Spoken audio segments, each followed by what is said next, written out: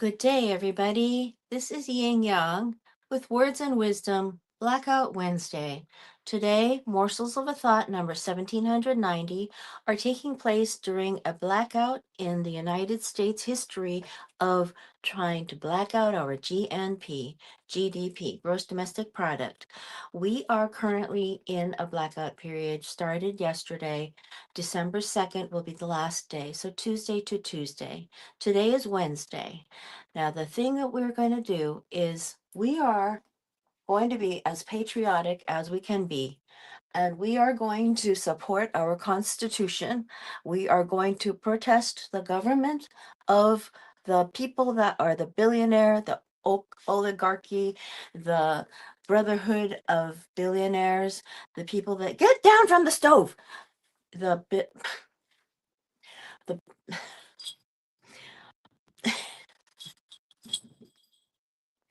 The American's Creed. I'm going to read that from the Book of Virtues by William J. Bennett. Okay? First, we will read The American's Creed by William Tyler Page. William J. Bennett's commentary is that in 1917, William Tyler Page of Maryland won a nationwide contest for, quote, the best summary of American political faith, end quote. The U.S. House of Representatives accepted the statement as the American's Creed on April 3rd, 1918. Its two paragraphs remind us that responsibilities are the source of rights. It deserves to be read and recited. Today, very few people have even heard of it. William Tyler Page.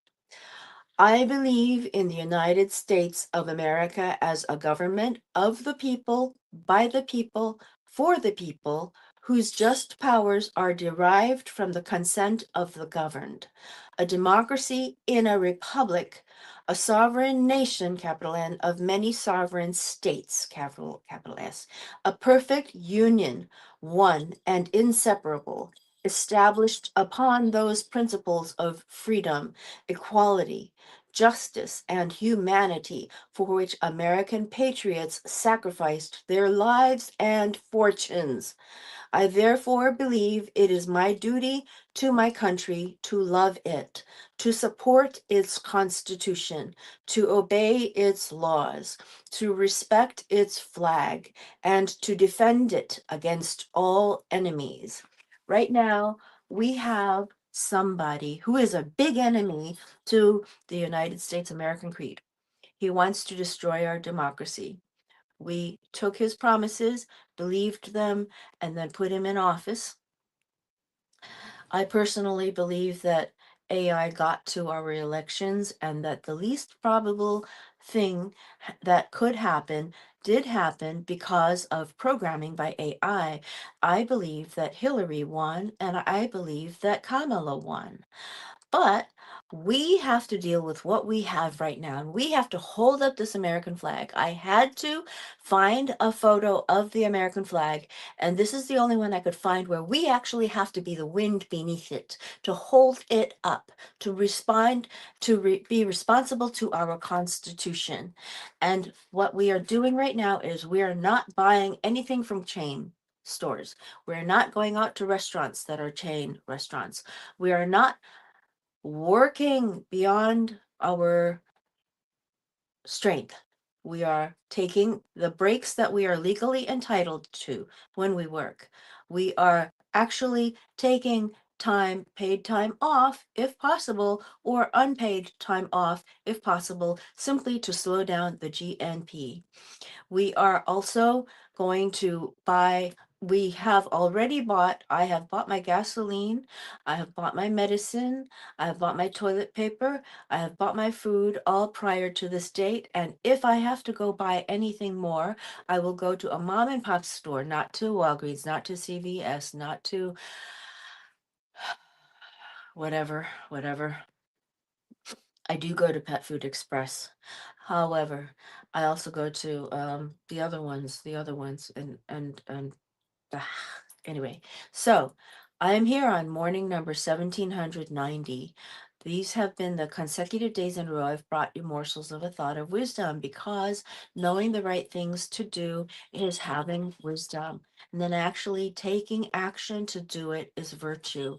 Morsels of a thought to bring more virtue into the world, non religiously. I'm not very wise, so I'm simply bringing you knowledge and anthologies from people who have, through their strength and through their expertise and through their life experiences, years of synopses of life experiences, they tell us the right things to do in life so we can have more wisdom and thus more virtue. Now, I want to read more about responsibility. The Bell of Atri, retold by James Baldwin. This old story reminds us that the essence of what we know as justice in civil affairs is people living up to their obligations toward one another. We owe it to one another to take down the oligarchy. Retold by James Baldwin. Atri is the name of a little town in Italy. It is a very old town and is built halfway up the side of a steep hill. A long time ago, the king of Atri bought a fine large bell and had it hung up in a tower in the marketplace. A long rope that reached almost to the ground was fastened to the bell. The smallest child could ring the bell by pulling upon this rope. It is the bell of justice, said the king. When at last everything was ready, the people of Atri had a great holiday. All the men and women and children came down to the marketplace to look at the bell of justice. It was a very pretty bell and was polished until it looked almost as bright and yellow as the sun.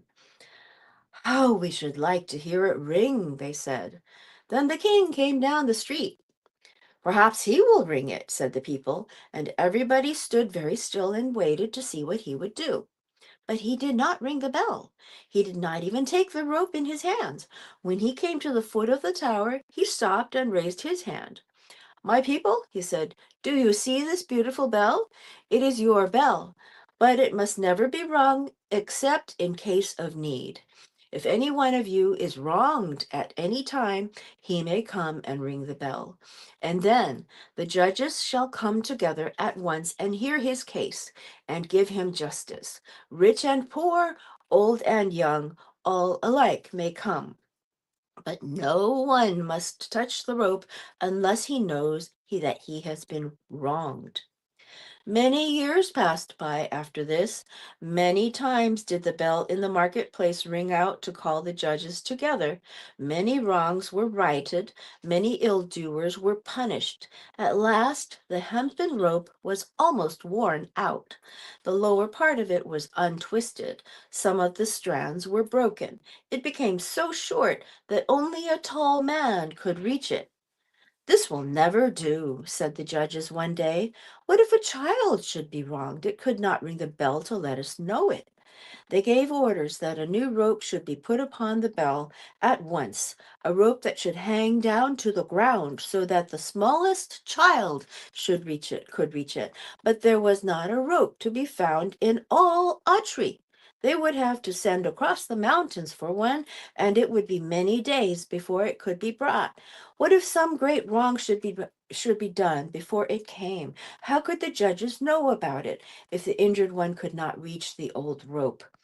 Let me fix it for you, said a man who stood by. He ran into his garden, which was not far away, and soon came back with a long grapevine in his hands. This will do for a rope, he said, and he climbed up and fastened it to the bell. The slender vine, with its leaves and tendrils still upon it, trailed to the ground. We are reading from the Book of Virtues.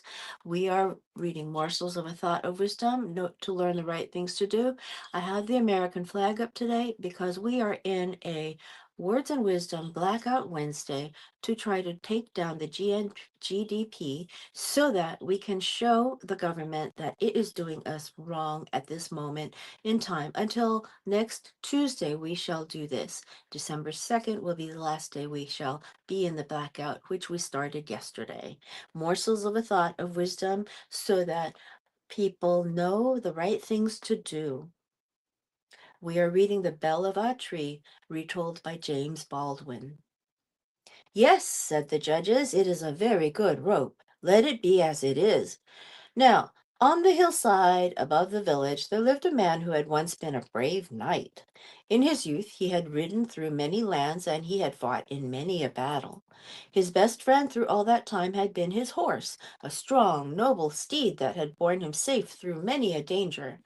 But the knight, as he grew older, cared no more to ride into battle. He cared no more to do brave deeds. He thought of nothing but gold. He became a miser. At last he sold all that he had except his horse and went to live in a little hut on the hillside. Day after day he sat among his money bags and planned how he might get more gold. And day after day his horse stood in his bare stall, half starved and shivering with cold. What is the use of keeping that lazy steed? Said the miser to himself one morning. Every week it costs me more to keep him than he is worth. I might sell him, but there is not a man that wants him. I cannot even give him away. I will turn him out to shift for himself and pick grass by the roadside. If he starves to death, so much the better. So the brave old horse was turned out to find what he could among the rocks on the barren hillside. Lame and sick, he strolled along the dusty roads, glad to find a blade of grass or a thistle. The boys threw stones at him, the dogs barked at him, and in all the world there was no one to pity him. One hot afternoon, when no one was upon the street, the horse chanced to wander into the marketplace. Not a man nor child was there, for the heat of the sun had driven them all indoors. The gates were wide open. The poor beast could roam where he pleased. He saw the grapevine that hung from the bell of justice. The leaves and tendrils upon it were still fresh and green, for it had not been there long. What a fine dinner they would make for a starving horse! What a fine dinner they would be for a starving horse! He stretched his thin neck and took one of the tempting morsels in his mouth. It was hard to break it from the vine. He pulled at it, and the great bell above him began to ring. All the people in Utri heard it. It seemed to say, "Someone has done me wrong. Someone has done me wrong. Oh, come and judge my case. Oh, come and judge my case, for I've been wronged." The judges heard it. They put on their robes and went out through the hot streets to the marketplace.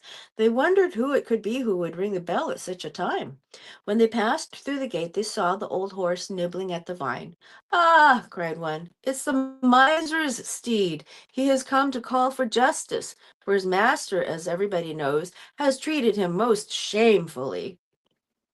"He pleads his cause as well as any dumb brute can," said another. "And he shall have justice," said the third. Meanwhile, a crowd of men and women and children had come into the marketplace, eager to learn what cause the judges were about to try. When they saw the horse, all stood still in wonder. Then everyone was ready to tell how they had seen him wandering on the hills, unfed, uncared for, while his master sat at home counting his bags of gold. "Go bring the miser before us," said the judges. And when he came, they bade him stand and hear their judgment. "This horse has served you well for many a year," they said. "He has saved you from many a peril. He has helped you gain your wealth. Therefore, we order that 1/2 of all your gold shall be set aside to buy him shelter and food, a green pasture where he may graze, and a warm stall to comfort him in his old age." The miser hung his head and grieved to lose his gold, but the people shouted with joy, and the horse was led away to his new stall and a dinner such as he had not had in many a day. I love that. It's about the Book of Virtues on Responsibility by William J. Bennett, an anthology. He's the editor that collected all these stories, and they promote us to keep our virtues. We put more virtue into the world with morsels of thought. Okay, so let's start with here the Ten Commandments. I read that this morning, and I was really surprised that it was not the thou shalt not kill being first. I used to think of it that way, even though I did a project when I was 13. I did a project on drawing out the Ten Commandments, and I didn't remember everything, but I do remember some interesting pictures that I drew. The Ten Commandments. Western morality may be said to begin with these 10 very old, very good rules for living. 1. I am the Lord thy God. Thou shalt have no other gods before me. That means you can't go and make a little idol and pray to it. So, no Buddhism. No joke. Number 2. Thou shalt not make unto thee any graven image. That's exactly what I just said. Number 3, thou shalt not take the name of the Lord thy God in vain. In other words, don't say Jesus Christ like I do all the time. Don't do that. Do as I say. That is, I do. Number 4, remember the Sabbath day to keep it holy. In other words, you definitely need to take breaks in your life. Number 5, honor thy father and thy mother. They brought you to this world. Don't waste what they've given you. Your cells, your body, your arms, your legs, your fingers, your head, your eyes, your ears, your nose, your mouth, your appetite, your ability to walk, your ability to do. Okay, honor thy father and thy mother. Number 6, thou shalt not kill. Well, I have trouble killing certain bugs, I tell you. I have to tell you about this bug I had at a window. It was one of those dry looking beetles. It had those bumpy skin, bumpy looking surfaces, the gray, and matted looking bumpy surfaces that doesn't shine. And it was a beetle, and I pushed it out onto the windowsill so that it would go outside. And this was a new apartment and everything. It was very clean, and the only thing that was in it was this bug. So I put it out on the windowsill. And the bug, I tell you, went like this to me. Thou shalt not kill. Number 7, thou shalt not commit adultery. Number 8, thou shalt not steal. Stealing, in the Quran, it is written that the stealing is like murder. Because when you steal something of someone that they rely on, you could be killing them. Like Ishi, the last American Indian at Berkeley, UC Berkeley, in those days, there were some archaeologists who came across a bunch of furs on the ground, and they said, "Oh, these are interesting," and they took them. Well, 3 of the people of the 4 that were with Ishi, Ishi was in the group, died because those furs would have kept them warm during the snowy winter. So thou shalt not steal. You may not know that you're stealing, but with the intention of depriving permanently, that is called stealing. Okay. Number 9, thou shalt not bear false witness against thy neighbor. In other words, don't lie about your neighbor. You know they didn't do it. Don't say they did it. Don't slander them. Number 10, thou shalt not covet. What's yours is yours. What's mine is mine. No such thing as the communist thing. What's yours is yours. No, excuse me. What's mine is mine, and what's yours is mine. That is not the right thing to do. Thou shalt not covet. Communism is totally out of this picture. Okay, so there are some poems that follow this on responsibility, and I'd like to read one of these. This little poem reminds us whose responsibilities we should take care of first. It's called If You Were. If you were busy being kind, before you knew it, you would find you'd soon forget to think 'twas true that someone was unkind to you.